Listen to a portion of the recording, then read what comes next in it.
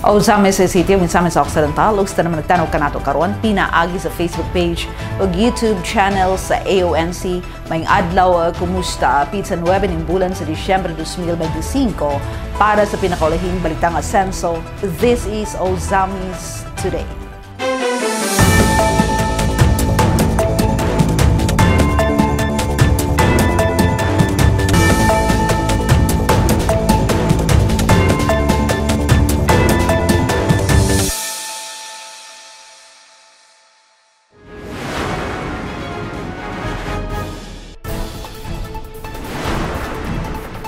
Local ones nagpasikat sa unang batch sa Asenso Ozamis Battle of the Bands. Provincial Government o DSWD mitabang sa 74 ka mga pamilyang apektado sa kalamidad o krisis. Northern Mindanao padayon nga mapalambo RDC-10 leadership og mga simbolo sa katungdanan formal nga gipasa kang Gobernador Waminal. Pagtuo og panagiusa Asenso leaders mitambong sa Pontifical Mass sa Immaculate Conception. Hanging bridge sa Labo nabiding na alang sa major repair construction. 33 anyos nga suspect nga taga Sibasi, Clarin, nasikom sa drug bypass sa barangay Embargo. Zero billing, Asenso Ozamis pre-hospitalization program mitabang sa kapin 171,000 pesos nga bill sa amahan nga na-stroke.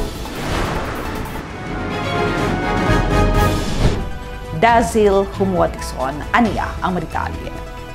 Local bands nagpasikat sa unang batch sa Asenso Ozamis Battle of the Bands. Ani ang report.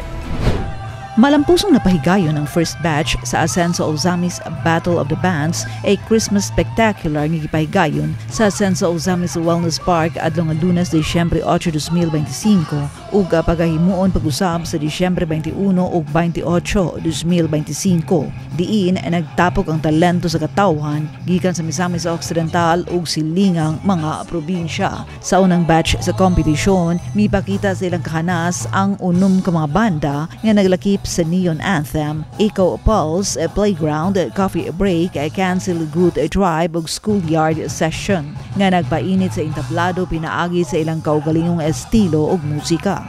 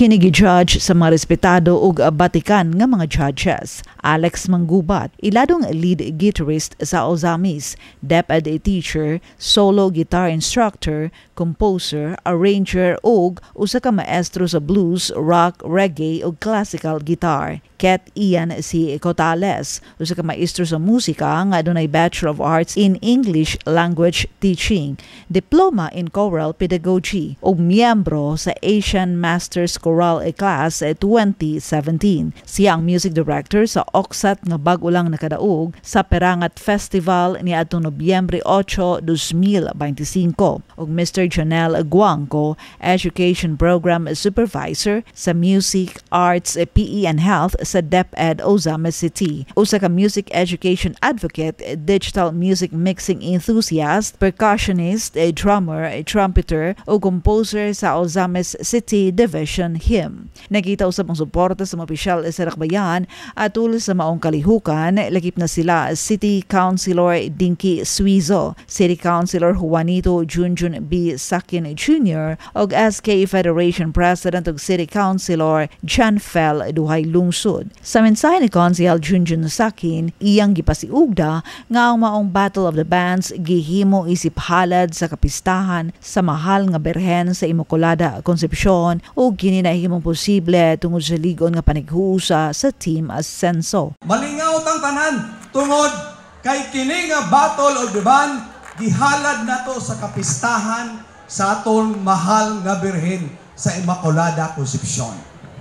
So kini nga Battle of the Band kay sunan dili ni mamahimong posible kung wala ang panaghiusa sa Team Ascenso Administration. Sa ngalan ni Mayor Sam Norman G. Fuentes, gipahayag usab sa chair sa Committee on Tourism nga si Councilor Suizo ang iyang mensahe sa gipahigayon nga Battle of the Bands. Allow me to speak in behalf sa ato ang abtikon nga Mayor, Attorney Sam Norman Go Fuentes, para sa ato ang gipahigayon karon nga competition sa ato ang mga banda.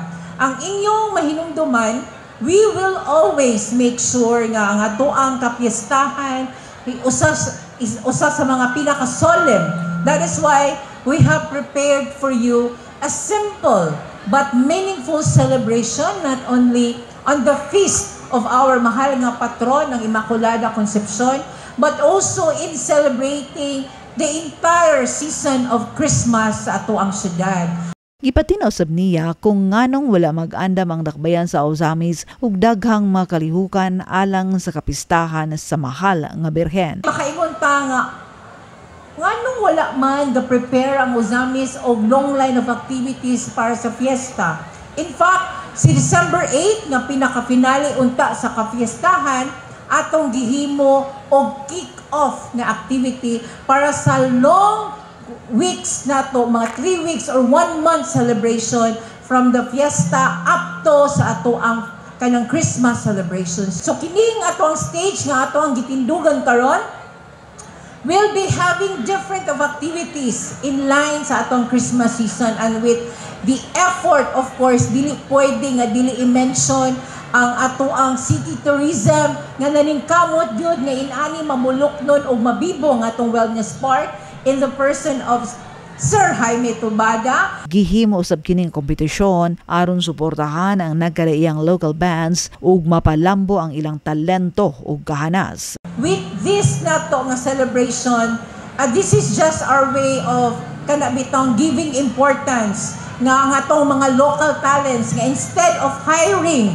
nga mga national bands sa ato ang kauluhan sa Manila, why not support, why not promote our local bands? Ato pang madungog ang nagkadaiya nila mga tingog na naglahi-lahi alang dynamics ug lahi-lahi pod nga mga pamaagi dili sumo, because 6 of them will be competing, and this is how we support our local bands nga kaning nga sa national na sikat na kay na sila, pero kini sila on the way, promising pa kay na sila o angay din nato suportaran ilang mga talents. Human sa higpit nga kompetisyon, ang gideklara nga top 3 sa unang hugna ug mo compete sa finals nga ipahigayon karong Disyembre 28, 2025 mao ang Playground, Neon Anthem ug Coffee Break. Samtang ang mga banda nga wa malakip sa top 3 nakadawat og tag 2,000 pesos nga consolation prize isi pasalamat sa ilang partisipasyon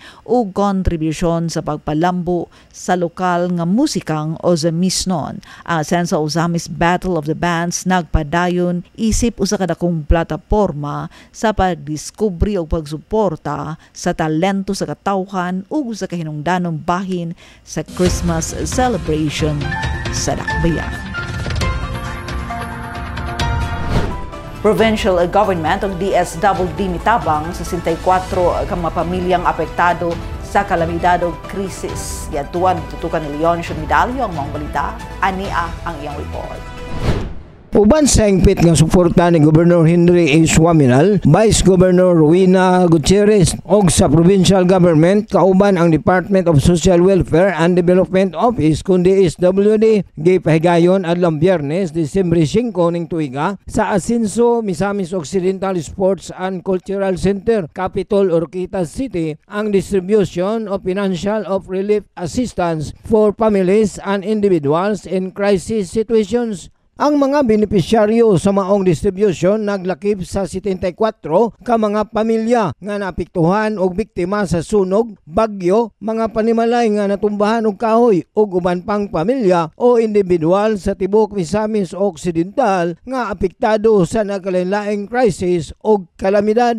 Presente atol sa distribution si Provincial Social Welfare and Development Officer Lorelai Yee, ang Executive Assistant ni Governor Henry nga si Mr. Joel Agravador ug ang 74 ka mga pamilya nga nakadawat og nakadayang tabang sama sa relief supplies, food packs, family kit, kitchen kit ug hygiene kit. Ingon nga tabang kanila sa pagbangon og pag-recover gikan sa ilang nasinati sa kalisdanan. Dugang pa niini ang mga pamilya diin ang mga panimalay na hiagom sa grabe nga kadaot o totally damage nakadawat og 10,000 pesos gikan sa provincial government og 10,000 pesos gikan sa DSWD. Samtang ang mga pamilya nga partially damaged ang panimalay nakadawat usab og 5,000 pesos gikan sa provincial government og 5,000 pesos usab gikan sa DSWD. Sa minsay ni PSWD Officer Ye, ang maong inisyatiba nagtumong sa pagtabang sa mga nasangpit nga pamilya aron sila makarecover sa mga kadaot o paghatag og assistance sa ilang lisod nga kahimtang. So kini nga initiative nag-aim kani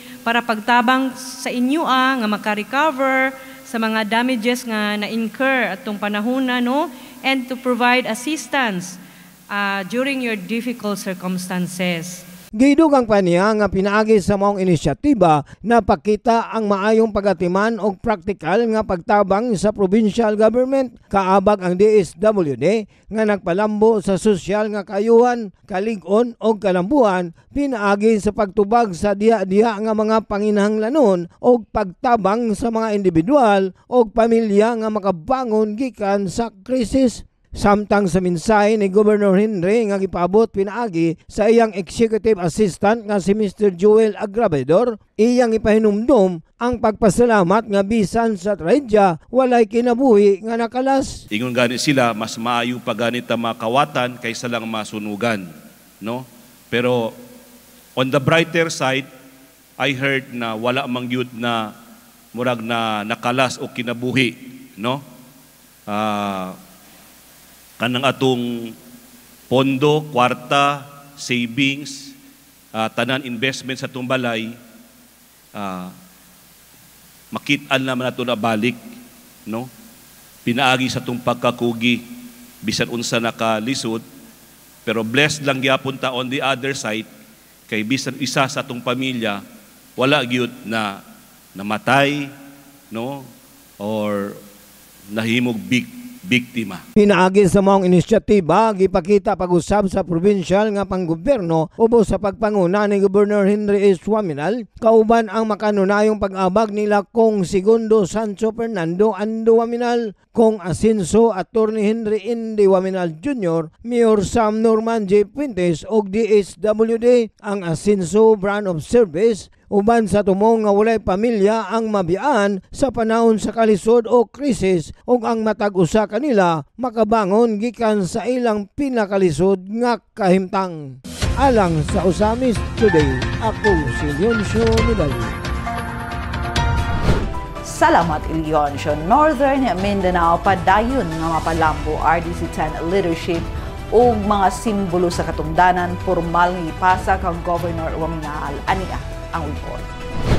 Sa panagtikom sa tanang local chief executives, regional directors ug mga representante sa nagkalain-lain mga national agencies atul sa 143rd Regional Development Council kun RDC Region 10 Full Council Meeting ug Year-End Fellowship along Miyerkules, Disyembre 3, 2025 nga gipahigayon sa Ascenso Misamis Occidental Recreation and Adventure Park kun Amorap aron hiniusang hisgutan ang mga prioridad sa kalambuan ug pagpaligon sa pagtubo sa Northern Mindanao. Gipahigayon usab ang RDC-10 ceremonial turnover sa symbols of leadership and stewardship ngadto kang newly appointed RDC-10 chairperson Governor Henry S. Waminal. Ingong usa ka timaan sa mahinungdanong higayon alang sa konseho, pormal nga gipahigayon ang turnover aron mapadayon ang pagduso sa mga prioridad sa kalambuan sa Northern Mindanao. Sa wala pa pormal nga gisugdan ang ceremonial turnover, mipaabot una og mensahe si RDC-10 Vice Chairperson o Regional Director sa Department of Economy, Planning and Development Region 10, Director Myla Faye Aurora B. Carino, CESO 3. It is truly my distinct honor to officially turn over the leadership of the Regional Development Council of Northern Mindanao to our newly appointed chairperson, the Honorable Attorney Henry Sevilla Waminal Sr., Governor of the Province of Misamis Occidental. As I formally relinquish this role, I do so with full confidence that Governor Waminal's leadership will further elevate the work of the RDC-10.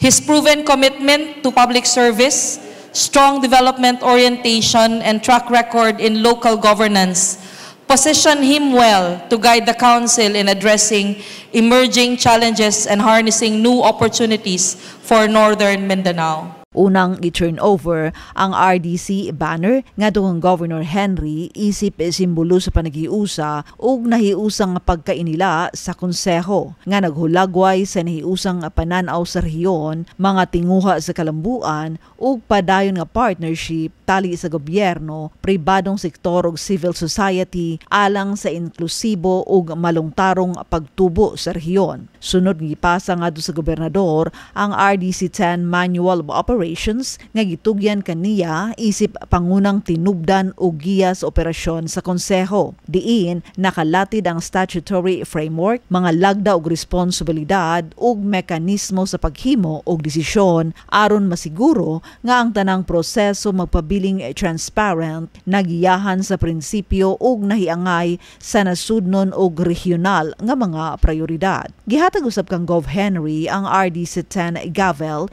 isip simbolo sa otoridad nga gisalig kaniya sa konseho aron mopangulo uban sa patas nga pagdumala, klaro nga direksyon ug lig-ong determinasyon sa pagpalambo sa tibuok amihanang Mindanao. Dugang paniini mao ang duha ka major documents, ang Northern Mindanao Regional Development Plan 2023 to 2028 midterm update ug ang Regional Physical Framework Plan 2013 to 2014-2025 update. Sa mensahe ni Gov Henry human sa turnover, iyang gipadayag ang iyang dakong pagpasalamat sa maong katungdanan isip bagong chairperson sa Regional Development Council sa Northern Mindanao. Gipasalamatan usab niya si President Ferdinand Bongbong Marcos Jr. ug ang mga nasudnong lideres sa pagsalig nga ilang gihatag kaniya. It is with deep gratitude and strong sense of duty that I stand before you as the newly appointed chairperson of the Regional Development Council of Northern Mindanao. I thank the President and our national leaders for the trust they have placed in me, and I thank all of you for your support as we begin this new chapter. Pinaagi niini nga mga simbolo gipadayag sa konseho ang ilang pagsalig sa liderato ni Governor Henry S. Waminal o gipaligon ang ilang commitment sa pagpaluyo kaniya samtang nangulo sa RDC-10 aron tumanon ang mandato alang sa katawhan sa Northern Mindanao uban sa hugot nga suporta sa konseho ug secretariat nga andam makig-uban kaniya sa pagpalambo sa regional development agenda. Pagtuo o panakiusa as Ascenso leaders mitambong sa Pontifical Mass sa Immaculate Conception. May report si Glenn Ray Ruluna. Gatusan ka mga deboto misalmo atul sa Pontifical Mass alang sa Solemnity of Our Lady of the Immaculate Conception nagipahigayon na adtong Disyembre 8 sa Metropolitan Cathedral of the Immaculate Conception ni Ciudad Ozamis. Ang maong misa gipangunahan ni Most Reverend Martin Sarmiento Homawadidi, Arsobispo sa Romano Katoliko nga simbahan sa Archdiocese sa Ozamis. Din iyang gipahinumduman ang katawhan sa dakong papel ni Birhen Maria isip modelo sa pagkamaunungon og pagkamatinumanon sa Dios. Sa iyang humiliya iyang giawhag ang tanan sa padayon nini nga pagampo og pagpakusog sa pagtuo taliwala sa mga hagit sa panahon.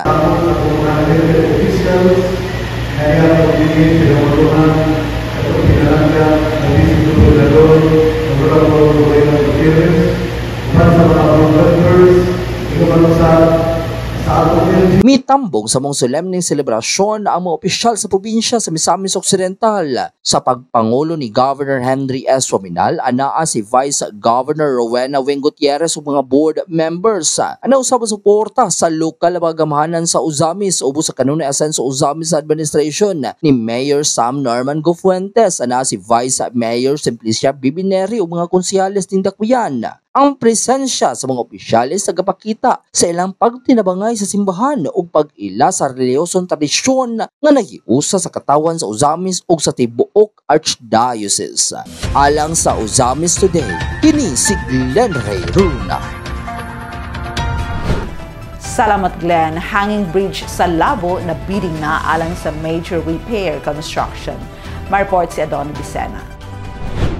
Sa dili madugay mahitabo na ang major repair construction sa hanging bridge nga nagkutay sa Barangay Labo sa Ozamis ug Kinangay Sur Clarin. Matud pa ni Barangay Labo Kapitan Elvera Maligon nga human naghimuan og pagtuon sa City Engineers Office Ozamis gikatakdang ibidding na isip kabahin sa proseso pagpatuman sa proyekto. Wala gisulti sa kapitan kon pila ang kantidad sa major repair apan dako ang iyang pagtuo nga punduhan kini sa Ascenso Ozamis Administration. Pasalamatan ni Kapitan Elvera Maligon ang paghatag og pagtagad ni Mayor Sam Norman Gofuentes sa maong proyekto aron na mahupay ang ilang gibating kabalaka. Ang hanging bridge sa Purok 2 Labo gidesign kini alang sa footbridge utaw lang ang mahimong makaagi. Apan sa paglabay sa panahon natintal ang mga residente nga dinhi mo shortcut gamit ang mga motorsingle gumikan kay mas dool dinhi mo agi kaysa mo iskala sa Labo Bridge sa embargo o gagituhan nga kini ang hinungdan sa daling pagkadaot sa footbridge. Sako paghihapon sa Labo ang pikas approach sa tulay og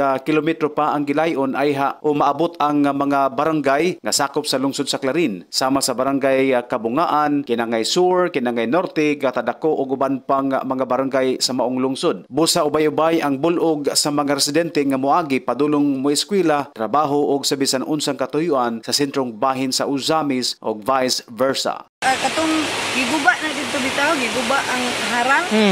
Ipabantayan na rin ako bipat. Okay. Para dili na jud kay madisgrasya unya ba? Tinuod. Sila dito. Bahalag masuko, di lang madisgrasya, okay lang na. Lagi. Pero manila siya kuan. Madam ka ng bidding. Manag-bidding. Hulat. So, magulat ang tao karsa sugdan ang pagtrabaho, no? Kay mo gini pinaka-importante kini gaulak kining tulayan magod. Pwede ka mo agi dito sa Gatadako, Kinangay, embargo. Pwede. Pero dia purok ay labo pa mo guna diha. Labo pa na diha. Dagan kay na siya mga Nga kabalayan diha. Labo pa na siya. Purok dos siya po siya. Pero diri man gud maka-shortcut man gud ang katong tagas Kinangay, Gata. Diri agi. Kabungaan. Kabungaan diri pud mangagi. Alang sa Uzamis Today, Ado Medicina reporting.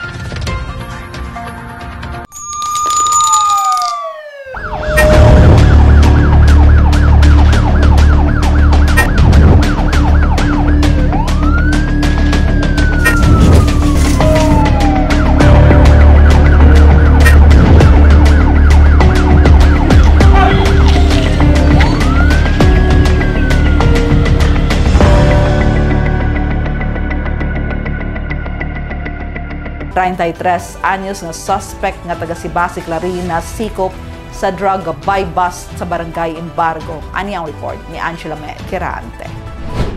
Sikop sa usa ka joint drug buy-bust operation sa Purok 3 Barangay Embargo, Ozames City ang 33 anyos nga giilang si alias Dudo, single ug residente sa Purok 4 Sibasi Clarin, Misamis Occidental kapin alas 7 sa gabi, Disyembre 8, 2025. Ang operasyon gipanguluhan sa Provincial Drug Enforcement Unit kun PDU uban ang lig-on nga koordinasyon sa Misamis Occidental Police Provincial Office Provincial Intelligence Unit, 2nd Provincial Mobile Force Company, kon 2nd PMFC ug Ozames City Police Station. Sa pagbody search kang alias Dodo, uban ang presensya ni punong Barangay Embargo Godofredo Elie, representante sa Department of Justice kun DOJ ug local media, na kumpiska gikan sa iyang posisyon ang 7 ka sachets sa gituwang shabu. Lakip na ang usa ka sachet nga napalit sa pusher buyer, usa ka papel nga gigamit sa pagputos sa maong droga ug ang 500 nga mark money. Sa pagiginabi ang kapitan ni Elie kabahin sa mga operasyon sa iyang barangay, matod pa niya nga wala gayud siya makaila sa maong suspect tungod kay dili kini lumulupyo sa ilang lugar o posible lamang nga maglabay-labay sa ilang barangay tungod kay sakop ang ilang barangay sa usa sa mga rota padulong sa Barangay Sibasi.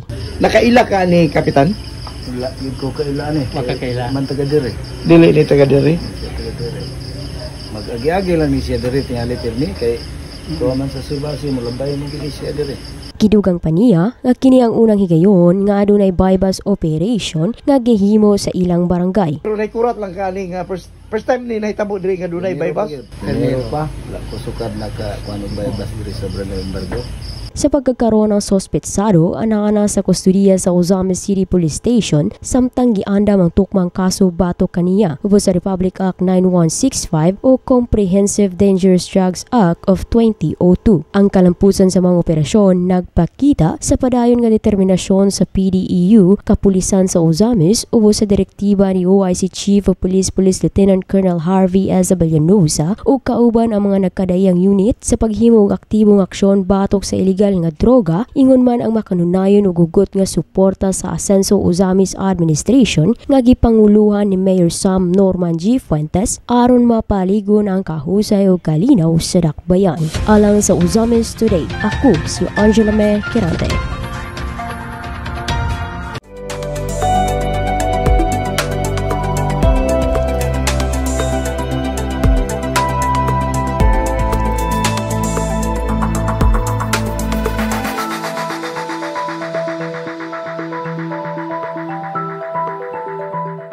Zero billing Asenso Ozames Free Hospitalization Program mitabang sa kapin 171,000 pesos nga bill sa amahan nga na-stroke. Ibalik alang sa good news si Angela Quirante. Tungod sa dakong panginahanglanon sa medikal nga tabang alang sa iyang 61 anyos nga amahan nga si Rico Abarco ug usa ka LGU employee, si Rica Abarco 29 anyos ug lumulupyo sa Barangay Gangon ning Dakbayan sa Ozames, masaligon nga miduol sa Asenso Ozames Administration aron sa pag-avail sa Asenso Ozames Free Hospitalization Program. Human ma-stroke ang iyang amahan ug ma-admit sa Tobias Feliciano Faith General Hospital sulod sa halos 2 ka semana nga nagresulta sa dako nila nga bayronon sa hospital. Nag-anhi ko di ani karon para magpatabang for medical assistance sa ako ang papa. Ako ang papa is nag-stroke adtong last November 16. So bali 2 weeks siya nagstay sa Faith Dayon mao ni siya nga dako kayo mi og na bill, that is why ning kuan mi sa Asenso para magpatabang sa iyang medical assistance. Pagsaysay pa ni Rica sa panghitabo sa wala pa nila gidala sa hospital ang iyang amahan, diin matod pa niya. Kanang nagikan siya duty and then nag-duty po siya diri rapod kay under man siya sa LGU. So after sa iyang duty nakabati na siya og lain sa iyang lawas, and then pag uli niya sa balay wala na siya nakaabot sa mua kay medyo natumba gyud siya outside sa dalan sa mua dapit, and then nakita na lang siya sa muang silingan nga nakakuan na siya, nakahigda na, natambakan sa motor. Mao to ang iyahang kuan karon, ang iyahang right nga part sa iyang body dili niya malihok, and then naay kuan kanang nag-rupture ang iyahang left side nga kuan kanang ugat, that is why naka-cause og stroke sa iyaha.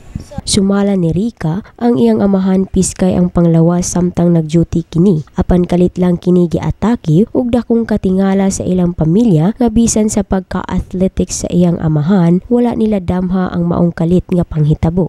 Kay si Papa kay kuan siya kanang athletic siya, and then sigig exercise, mao gyud siya nga natingala mi nga nganong kalit og atake siya. Base sa diagnosis sa doktor, si Tatay Rico adunay cerebrovascular disease, split left thalamus and corona radiata nga nakaapekto sa lawom nga struktura sa utok ug nagdala og seryosong neurological nga problema sama sa pagkawala sa pagbati, kahuyang sa usa ka bahin sa lawas ug uban pa nga nagkinahanglan dayon og medikal nga pag-atiman alang sa pagkontrol sa blood pressure ug pagtambal sa mga sintomas. Hinungdan nga ang ilang kinatibukang exist bill sa hospital miabot og 171,567 pesos and 28 centavos. Apan hingpit kini nga na zero balance pinaagi sa Asenso Ozamis Free Hospitalization Program nga nagpadayon sa paghatag og kahupayan sa matag katawhang Ozamisnon. Sa pagkahibalo ni Rica nga na zero balance ang dakong exist bill sa iyang amahan, iyang gipahayag ang iyang dakong pagpasalamat tungod kay sa ikaduhang higayon hingpit gihapon nga na zero balance ang ilang bayronon sa hospital. Kani siya 171,567